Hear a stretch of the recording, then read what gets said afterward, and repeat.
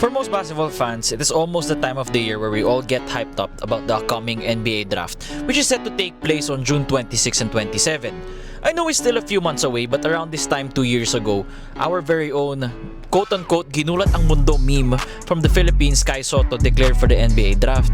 But as we all remember, sadly, he wasn't selected in either of the two rounds. Pero sa totoo lang, I thought at the time, I still think to this day that blessing in disguise yun for Kai. It's not that I don't want him to succeed. Obviously I do, and I'm sure all of us do. Pero if you look at him now, 2 years removed from declaring for the draft, ang paborito nating kaiju, ibang-iba na. So right now, let's take a look at what our boy is doing in the Japanese B-League. After a solid stint with the Hiroshima Dragonflies, Kai has currently been on loan with the Yokohama B Corsairs since December 28 and will stay with them for the rest of the season. Since joining the team, Kai has seemingly found his niche. In 23 games while starting in his last 10 outings, Kai is currently averaging career high points in points scored at 12.4, field goal percentage at 63.2, while pulling down a respectable 5.8 total boards with a block thus far. The question now is, where is all of this coming from and why is Kai playing so damn well? So from my perspective, I have 3 reasons. Reason 1, no more injury issues. Back in June of 2023, Kai played in the NBA Summer League with the Orlando Magic and had a decent run in his first appearance for them against the Portland Trail Blazers, tallying 6 points, 4 rebounds, and 3 blocks in just 30 minutes. However, he was severely limited in the Magic Summer League finale against the Boston Celtics, where he was held scoreless in 8 minutes of action, plus a pair of boards and assists and a block. It was reported later on that the reason for Kai's lack of minutes at that time was due to a back injury against the Celtics and practically ended his Summer League campaign. Now in Japan, Kai has been a force of nature with the B Corsairs, and it now looks like his back issues are no longer a problem. Hindi siguro alam ng lahat, pero I'm sure alam ng mga naglalaro ng kahit anong sport dyan, back injuries are extremely tricky.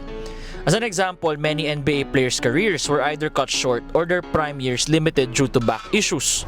From classic names like Ralph Sampson and Brad Daugherty to more popular ones like Tracy McGrady, Carmelo Anthony, and even more recently Ben Simmons have all dealt with back issues. Based on the eye test at the very least, Kai is no longer dealing with such a hassle of an issue for Yokohama. Reason number 2 is Yuki Kawamura.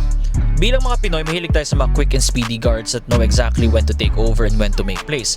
Former FIBA Under-16 star Yuki Kawamura fits that bill perfectly and was a crucial piece of their offense in their upset victory over Finland that had the Utah Jazz's Lauri Markkanen on the roster during the 2023 FIBA World Cup, scoring 15 points in the 4th quarter for the historic win. At just 5'8" and 22 years old, di mo naman akalain na magiging crucial piece siya agad for the Japanese national team, and he's doing the exact same thing in the B-League. Kawamura is currently averaging 21.4 points, 7.5 assists, and was named as the B-League's MVP and Rookie of the Year last season. Having Kai work with a point guard that can take over the game, be a pest on defense, and easily set up his teammates for the easy bucket is a godsend that any team, be it in the pros or amateurs, would want to have on their side. If I'm being honest, Yuki Kawamura is the main reason as to why Kai is shining right now. During pick and roll situations, he would find the lurking Kai somewhere in the paint. If he's stuck in the tight situation, like 2 defenders collapsing on him, Yuki has the ability to somehow find Kai wide open to bail him and the B cruisers out. Yung gravity na tinatawag natin kapag dala ni Kawamura yung bola is the exact reason why Kai can be confident that there will be a handful of shots heading his way and moving forward. This is a tandem that should work even more wonders moving forward. Reason 3, starting role equals confidence. Some players shine when they are playing off the bench, and that's completely okay.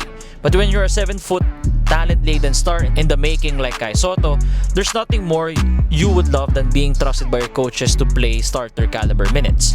When he was playing the NBL, the Kaiju averaged about 12.9 minutes per game.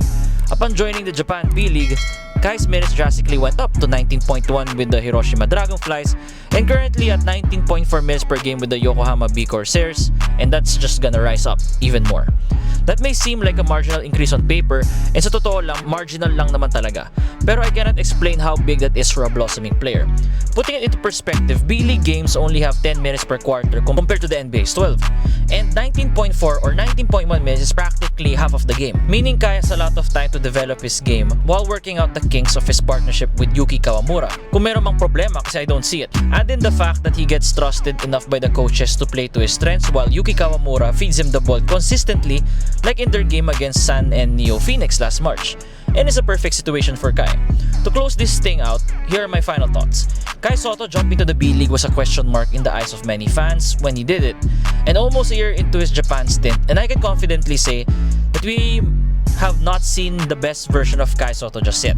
Let's not forget that this kid is 21, technically around the age when most of his peers will be playing around college ball in the Philippines, be it in the NCAA or UAAP. He's found his niche, and before anyone calls him a bust for declaring for the NBA draft, he can still be brought onto an NBA team down the line via the Summer League again and impress there, or hopefully be offered a two-way contract by an NBA team.